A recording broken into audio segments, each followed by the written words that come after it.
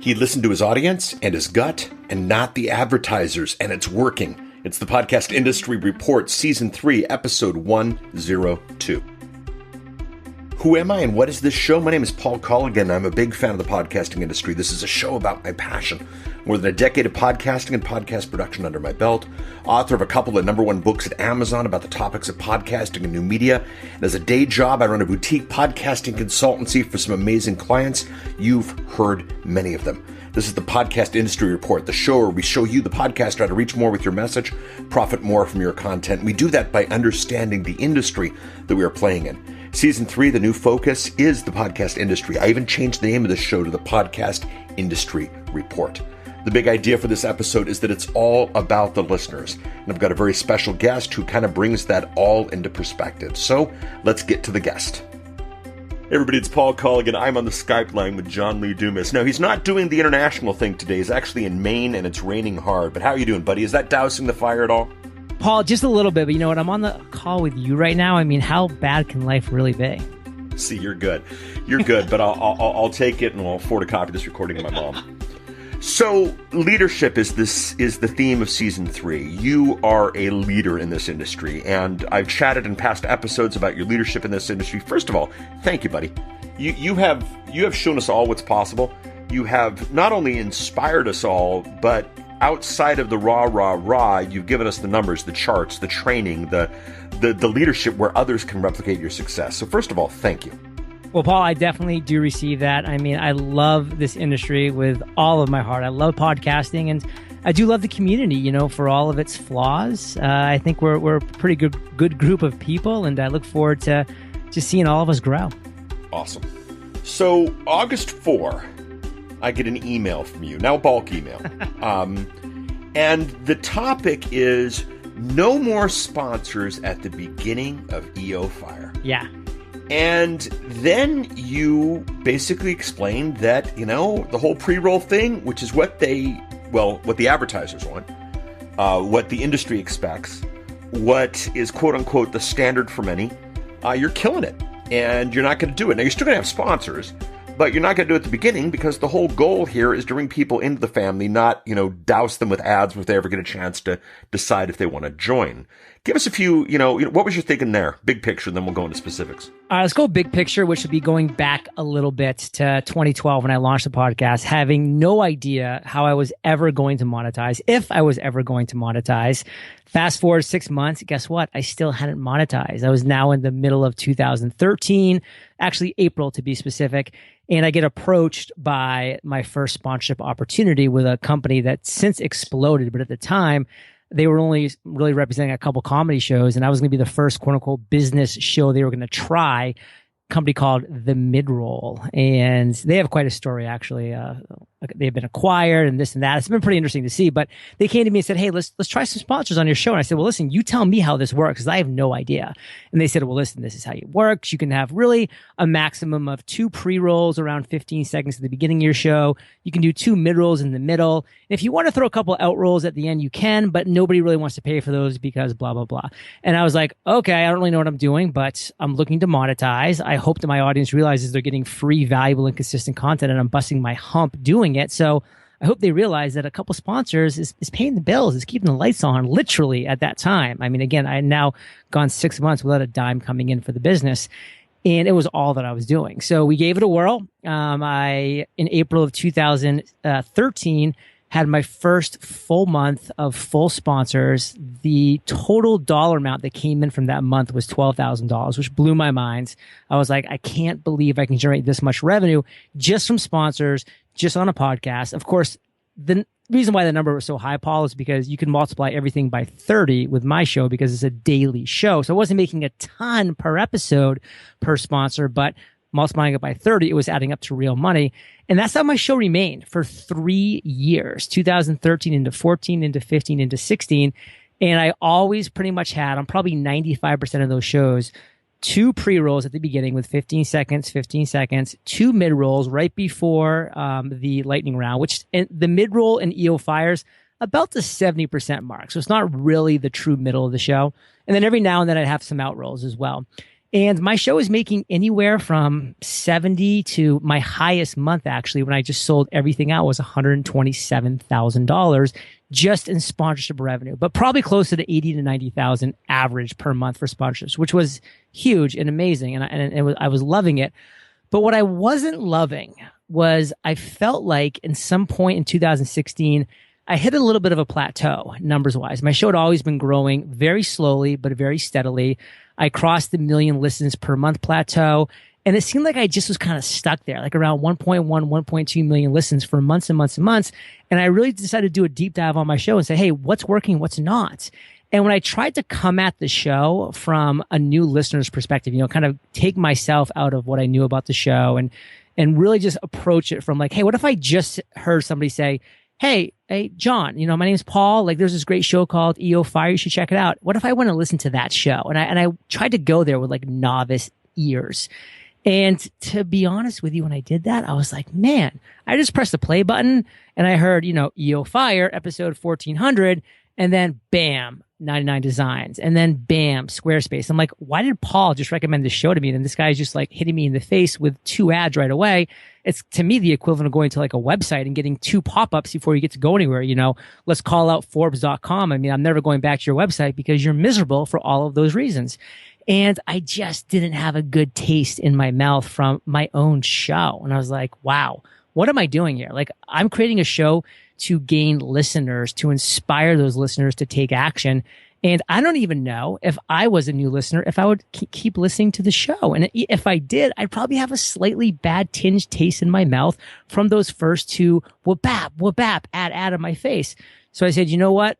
Revenue in this case be damned. And I will say I was lucky to be able to say that. And I'm not trying to diminish that aspect. Don't talk about the revenue yet. We're going to bring that up in a second. Okay. I don't want to, this is what they call a tease, if you will, but don't talk about the revenue yet. I'm with you, brother. I'm with you. But I did have multiple revenue streams, so I wasn't like just needing to do that. And so I said, you know what? I'm just going to go for pure listening experience alone here. And I want to make sure that my listeners are going to be hooked to the show before they kind of get a nice little sponsorship read in their earbuds, so to speak. So I did approach the midroll, who's still the company that represents me, and they weren't happy about it. They said, hey, this is going to hurt your revenue. This is going to hurt our revenue. This is going to hurt all of that stuff. And I said, okay, I get it, but I'm more concerned about growing my show. And I go, honestly, I do believe this. I think this is a long-term pro, because I do think this is going to grow my listenership down the road, so that even though I'm not having those quote unquote pre-rolls, I'm going to be getting more for the mids and the posts. So I decided to make the switch and just offer, and this was as of August 1st, 2016, to offer just 2 mid rolls and 2 post rolls on Entrepreneur on Fire, nothing more. So you're definitely a leader, but so is mid roll. Yeah. And so is the advertising industry. They quote unquote know what works. They know what people buy. They know what people act to. Mid-roll has more depth of knowledge of the industry as a whole than you do. Yet you told them, no, thank you. This is the way we're going to do it. Yes. You were a big enough name, big enough situation that they took it on and they did what they did. And then, for those of you who, for the 3 people left on the planet who don't know John, John does something really special at his website. He does what he calls the income reports. And, this is how he's done at his website, the entirety of his business. And over time, they're not just there, but they're there historically, which is always fascinating because you can learn a lot and trends and whatnot there. And, let's put this in perspective. So June 2016, $67K in sponsor revenue. Little over 2K a day. Not bad. Yeah. July, 81.5K in revenue. A little less than 3K a day. Not bad at all. I don't think anybody, or 3K per episode. Even for the person who does the weekly episode, I think 3K an episode would make a lot of people really, really happy. August, you change the whole game. The most lucrative slots, the things that people pay the most for, the stuff that the industry wants, that the leaders of midroll said, this is what you got to do. You jump to 87K, buddy. you did better in August when you went rogue than you did in June or July. And I didn't go all the way back, but I figured a quarter is a good way to look at this. Now, June, 214K gross, July, 166K gross, August, 196K gross. Interesting thing, percentage-wise, this is the thing that always gets me, is June, 31% of your revenue was sponsorships. So when you were doing it right, 31% of your revenue was sponsorships. In July, when you were doing it right, 48% of your revenue was sponsorships. In August, when you were doing it wrong, 44% of your revenue was sponsorships. It really didn't change much in terms of the big picture. Yet you changed everything in terms of the format and in terms of the industry telling you what it is that you need to do. Now, this is interesting from a lot of standpoints, but the thing that intrigued me the most, and this is the thing that you've been talking about and doing since the very beginning, and for me, this is the theme of this entire season, is you knew what your audience needed the most. And by knowing what your audience needed the most, you really actually even knew how to get the most revenue from them. And I think this is the thing that people forget. Treating your audience right means the money might go down. No, it didn't happen in this case. You treated your audience right and the money went up. Talk about that. So it is interesting. I love that you pulled out those numbers, and I think they're really fascinating. And in fact, the percentage of overall revenue is not even numbers that I've actually tracked. So I appreciate you bringing that to my attention. That's something that I really think I am going to have my team put as a little Excel spreadsheet column going forward, because that is a really important number, and I love that. What I do think I do have to say about this is right now, EO Fire is a very in-demand podcast. I have a lot of sponsors that want to sponsor my show. I have a lot of sponsors that we have to say no to. I have a lot of sponsors that have been patiently waiting in line.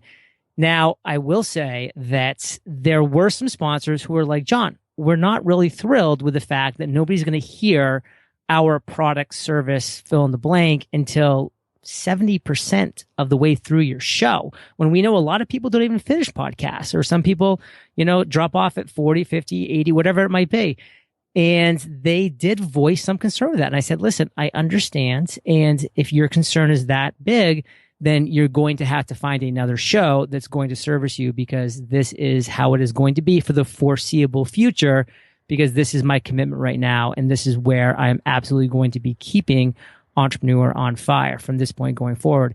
So they, kind of shook their heads. Nobody actually walked away from it. But I will say there's a lot of people who are tracking right now very carefully what the numbers are. So I don't think it's super fair. Again, I know it makes the numbers you just shared make us look good, like this really worked. And I really hope these continue to be the truth. But because there hasn't had a chance for the sponsors to really track what their ROI is and what their conversions are going to be, I think it's a little early. And we're only a month into this. We're only a month into it. I think 6, 8, 10 months down the road, once sponsors have real data that says, hey, we remember what it was like before August 1st with John. These are what our numbers were. And now these are what our numbers have been like for the past 3, 4, 5 months. And if the ROIs don't match up, then they're going to really start saying, John, hey, we were hoping that this was going to work and it's just not. We're pulling. Or John, hey, this actually is still working. Like, let's stay friends. I'm obviously hoping for the latter, but I do think there's going to be a little bit of a time for these companies that realize if they pull out, they're losing their spot with EO Fire. And there's a truckload of people looking to fill in. Like, for instance, real quick side note, 99 Designs had like this management change like 4 or 5 months ago. And they said, hey, we're just going to put a pause on sponsorships for now for podcasts. And then a new company came in, Design Crowd, that does the exact same thing that 99 Designs does. And now 99 Designs has been trying to get back in for the last 2 or 3 months, and they can't, because this company, Design Crowd, is like, we're not giving up our spot. Why would we? Because we're crushing it right now with EO Fire. So that's an example of where I think companies are willing to take the chance. But now it's going to come down to testing the ROI down the road. So it's a year later. Yeah. Midroll comes to you and says the sponsors aren't happy. Now, I realize in a year, a lot of things can happen. If we look at the last year of your life, a lot of things have happened. So, right. It's impossible to guess things out. But gut reaction, in a year, they tell you they're not happy. What are you going to do? Honestly, my gut reaction is I'm going to say, Midroll, if we have the real data and it's been a year and the numbers just aren't working, let's lower the CPM. And what that means is I'm actually going to remain with 2 mid-rolls and 2 post-rolls.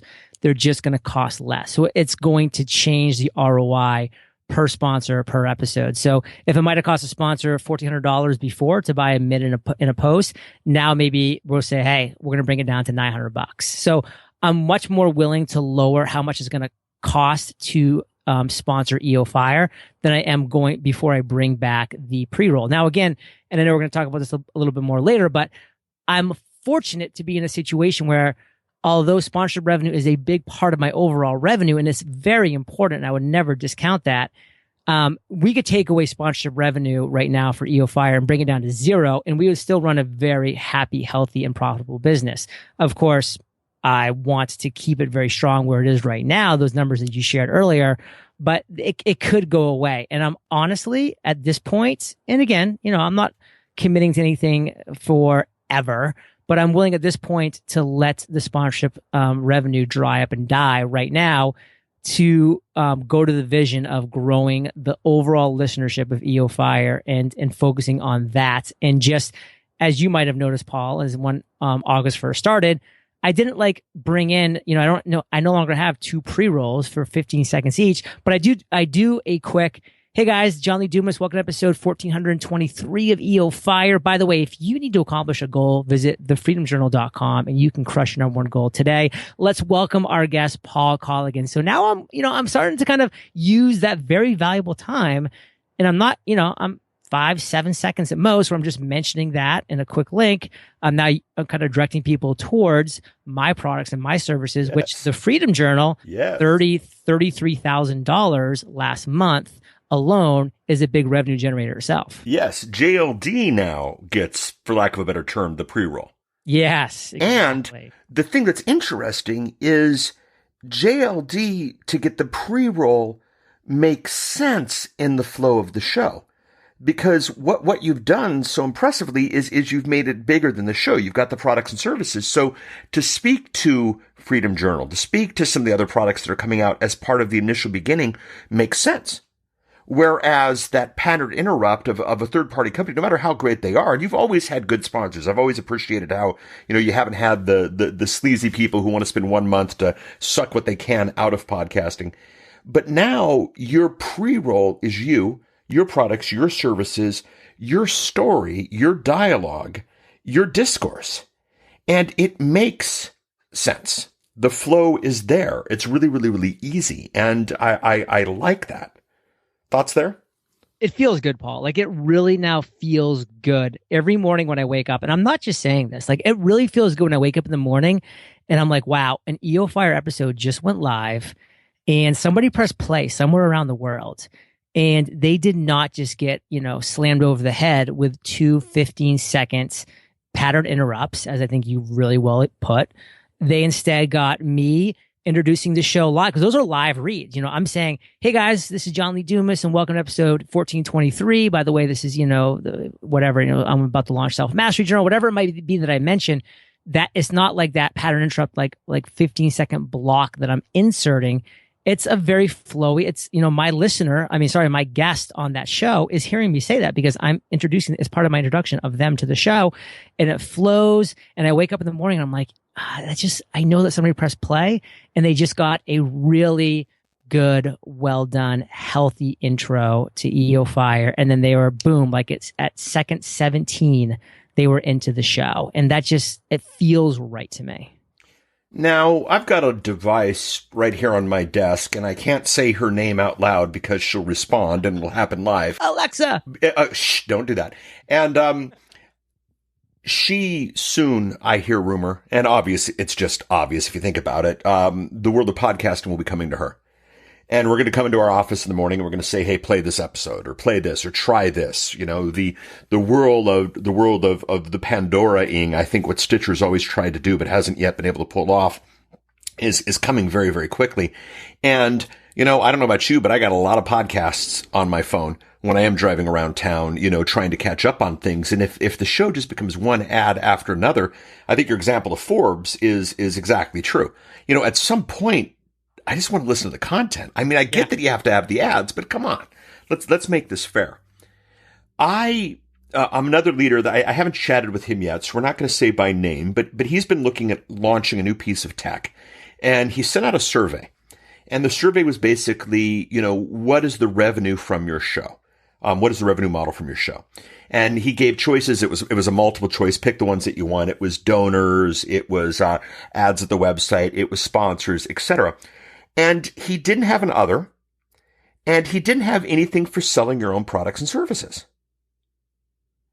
And I thought that was odd. So I reached out to him on Twitter and I said, hey, I appreciate what you're doing. I love what you got here, but you didn't really list selling your own products and services as, a monetization strategy. And I'm curious why. And he responded and he said, well, that's not really a monetization strategy as much as it is just you advertising yourself. Thoughts? So every week I do a completely free podcast masterclass, right? Is get on. It's a free Google Hangout. Anybody that wants to join can.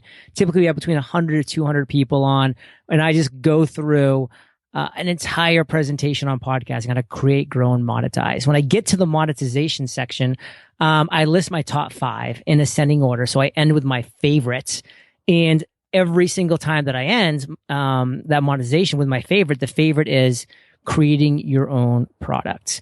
And I go into a rant on it every single masterclass because I'm so passionate about it. I'm like, listen, when you create a podcast, you are creating free, valuable, and consistent content.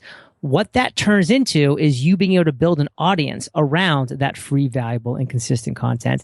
Then you can ask that audience that you're building, what are you struggling with? And then they can come back to you with their pain points, their obstacles, their challenges, their struggles. And then you, the podcast host, the person that they know, like, and trust, the voice that's been in their head, hopefully for weeks and months and maybe even years, that voice of trust is going to create the solution for them in the form of a product or a service or potentially a community. And that is how Podcasters Paradise was built. That's how Webinar on Fire was built. That's how the Freedom Journal, which, became the 6th most funded publishing campaign of all time on Kickstarter at over $450,000 in 33 days for, by the way, a $39 product. Because I asked my audience what they're struggling with. They told me, John, we don't know how to create our own podcast, or we don't know how to create our own webinars, or just we're really struggling with goals. I created the solution for them. I handed it to them. And it is the best way, in my opinion, to monetize a podcast / audience. Now, you say that, and I've been preaching that. So, we both agree. But we're looking at July here. I'm looking at the spreadsheet. And sponsors was 48% in the month of July. So sponsors aren't to laugh at here. What is the balance? There's definitely a balance, because for me, if you can't first build the audience, then you really can never get to the point where you're going to have any kind of a balance. So if I hadn't had that 6 months of no revenue, of definitely no sponsors, building EO Fire, building Fire Nation as an audience, I never would have been able to get to the point of asking any semblance of people, what are you struggling with? So for me, there definitely was a balance where I said, listen, I know that I can put great products and services of other companies in front of Fire Nation if I can do it in a JLD kind of way, where it's in my own words and my own personality and the products and services that I believe in. But at the same time, I want to make sure that I'm growing my business so that I'm able to stand on my own 2 feet with my own products, with my own services. And when those start to get to a point where I think they're, rivaling or better in some scenarios than other people's products and other companies' products and services, that's what I'm going to start to do, what I started to shift into in August of 2016, where now my products and my services get the priority. One of my pre-rolls, if you want to call it a pre-roll, it's just one of my things. I like to actually refer to it as this. One of my calls to action during my intros is, hey guys, if you're looking to podcast, visit freepodcastcourse.com. That gets between 40 to 80 sometimes subscribers a day to that course. And those are people that I can email on a weekly basis and say, hey, by the way, I'm starting my podcast masterclass in 15 minutes, which is a free masterclass. And then on that masterclass, I'm spending no money on Facebook ads, no money on any sponsorship ads of any kinds. And I'm getting 100 or 200 people live on there. And I'm converting anywhere from 10 to sometimes up to 20 people into Podcasters Paradise, which is over $1,000 investment over the course of the first year. So it's something that's working incredibly well when you do it the right way. it's we've dated this episode. It's September of 2016. We're entering into an election season, and the one thing everybody has in common is they always think the other guy is going to take away everything. So let's throw a post-apocalyptic scenario at you here, okay? It's 1 year later, and it is illegal to do both ads and your own product. So 48% of your revenue by doing quote unquote nothing other than recording your show, or 51% of your revenue by creating products and services. Which one would you take? It's not even a hesitation. It's 100% my products and services all the time. It's something that I control, something on my platform. For sponsorships, there's a lot of negatives there. There's turnover, there's feast and famine, there's people that come in with high expectations. I just got off a 35-minute phone call right before this call, Paul, with HP, a huge company that's looking to break into this space, but they're like, we want to run like a 2-episode test. And I'm like, that's not going to work. I'm just going to tell you that's not going to work. And so there's a lot of people that just don't get it, and they're not going to get it for a long time. And by the way, I'm not talking bad about HP because they're probably going to be a sponsor. And guess what? I think I convinced them to run a much longer spots on the show because of that conversation that I had with them. But, those are the kind of things. It's like, do I want to rely on other companies making decisions, or do I want to rely on my audience telling me what they're struggling with, and then, by the way, relying on me to create that solution for their problem, for their struggle? And it's definitely the latter all the way. Well, you just summed up. I'm going to go back here. That's going to be the quote card for this episode here. I've always said that the only problem with new media is when we try to treat it like old media. Ads are great. Sponsors are fantastic. Not only from a revenue standpoint, but also just from a legitimization standpoint. To have a great company like HP come on board and join you for a long run, is good and it's solid. It introduces them to your audience. It introduces you to their audience. It's good. But, and I just want to stress this, you did it, the JLD way, and not the way that everybody else said, and here's another perfect example. This wasn't in my notes, but HP came and said, we want to do a short run. And he said, nope, that's not going to work. And, you took the leadership because your audience. You took the leadership because the experience. You took the leadership and are willing to, the HP money would be good. But you're willing to lose it in exchange for a better experience. And I think that's something that gets lost. I know inside of Paradise, how many episodes before I start, getting my advertisers, and, how much this before I get this, and how much this before I get this. And you're fantastic because you're always, what does your audience want? Mm-hmm. What does your audience need? What is your audience looking for? What are their hungers? What are their fears? And, but what's interesting is, and I just can't stress this enough. You did it your way, not because you're a snot, but you did it your way because this is what's going to serve the audience, that's going to build the audience. The journal, what's amazing about the journal is you've got people using the journal who have never, ever listened to an episode of your show. I think this is key. You've got people selling with webinars who've gone through your webinar course who have never, ever listened to the show. Yeah. You're building an industry outside of this podcast, maybe with people who will never listen, but still taking that audience, what they need, what they want, and what they're looking for. And this is just vital. And I think it's missed. Everyone wants the quick and easy solution. What's the formula? How many points? How many downloads? What CPM? That kind of thing. It's not that. It's understanding your audience, understanding your purpose, understanding your role in the midst of all of this. And I don't know. I want to hear your thoughts on that, but I just want to congratulate you. And I want to thank you for taking that position because I think it's necessary. Well, thank you. And I really do take that role very seriously. And, to kind of maybe even go a little further down what we were talking about with HP, because I really like the points that you brought up, is I even went back to them and I said, listen, guys, I want to give you a real example. 3 years ago, eVoice came and they wanted to do a short run. And number one, I said, listen, guys, you're going to have to take, 4, 5, 6 episodes to convince really cutting edge entrepreneurs, that we need some kind of phone answering service. That just feels old. It feels dated. It's going to take some time. It's going to take some testing. It's going to take some structure. And sure enough, after 2, 3 months, and this is 3 years ago, eVoice was not impressed with the ROI that they were getting. And I said, well, guys, either do this. You guys can either cut tail and run, and I'm fine with that because you got to do what's best for you. Or we can work on the call to action. We can work on continuing to put this in front of Fire Nation and make you sound edgier and more with it and more of a big benefit for entrepreneurs of today. And we worked on it and they stuck with it. And they've been sponsors now for over 3 years. They dedicate almost all of their disposable revenue their disposable advertising spend on podcasts now. And a big one is of EO Fire because it just works, but it's not going to snap and come overnight. And so I really want to get that message across to people in Podcasters Paradise that are like, okay, just how many people do I need to get to before I can start bringing on sponsors?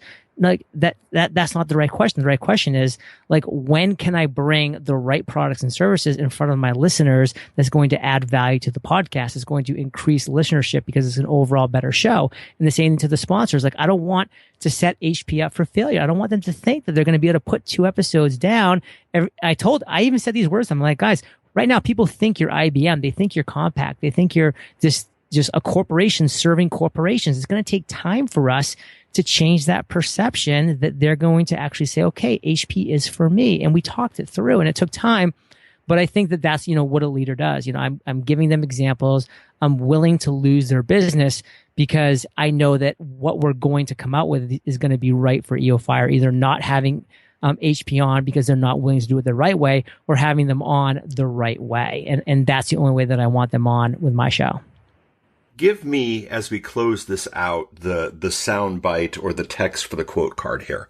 What does the average, and I'm going to say entrepreneurial podcaster, obviously what you're doing is very different than a Gimlet or someone who's producing content specifically for the generation of sponsor revenue.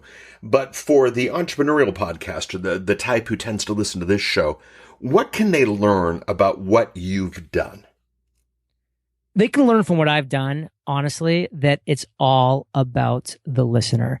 If you can focus every bit of your show on your listener, you're going to win. And not tomorrow, and not in 6 months, and maybe not even next year, but you're going to win in the long run. And from day one, my listener was Jimmy. I could go on about him. And Paul, I know that you've heard me give my rant on Jimmy. It hasn't changed. And guess what? My focus hasn't changed either. When I really stepped back and realized back in August of 2016 that Jimmy was going to listen to my show for the first time and be like, I was like, wow, I need to recalculate here and recalibrate the show. And that's what I did. So it's all about the listener. What I love in that is Jimmy hasn't changed. No. But everything else has. Yeah. And kudos for understanding who your audience was before you launched and not jumping around. Well, it's Jimmy, and in August it'll be Jane, and in December it'll be Frank, and in March it'll be Bob. You always had Jimmy. You always built this for Jimmy. And what was neat was Jimmy didn't change, but Jimmy's needs did, and you built a show around it. And as a result, the profit is coming, the revenue is coming, and it's so much more exciting than a CPM ad war bid, for as many weeks as they'll take it before they leave and go to the next thing. You're building a real business here, not a shell game of ad dollars. And it's neat to see. And I just want those of you who are listening, those of you who love John dearly and respect what he's done, those of you who have put the word fire in your show and somehow jumped to, 7 episodes a week, all the way through to those who see you as a leader, to realize that this understanding and this embracing and this sometimes just kicking back in the hammock and pondering, your Jimmy is the future of this space. I think the initial question, how do I break through that level of 1 million listeners a month to something else? I think that's important. What are the holes in my show that are getting in the way? What are the issues that are preventing me from going to that next level? But it's all about Jimmy. It's all about what Jimmy needs. And John's here to lead us. So, John, I'm going to give you the final word, and then we'll close out, buddy. Well, I will take the final word here, and thank you for that, because you've really been focusing on a few what I think are very important numbers throughout this episode.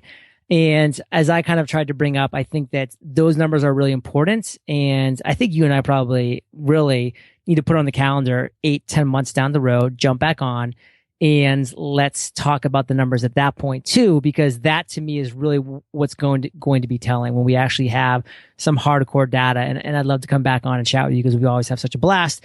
Something I will share at the end here is August was by far, and I do mean by far, my biggest download month ever. I had in July a little under 1.5 million listens on the show, as per Libsyn.